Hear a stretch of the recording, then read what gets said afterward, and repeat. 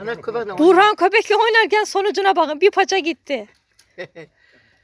Isırıyor da ana puan kodaya gittim ana. Gel oğlum gel sen. Sonuç Ertuğrul hayır oğlum sen gitme seni de parçalar. Oh, oh. Ertuğrul. O da gülüyor. Burhan'ın arkadan önden paça gitti biri.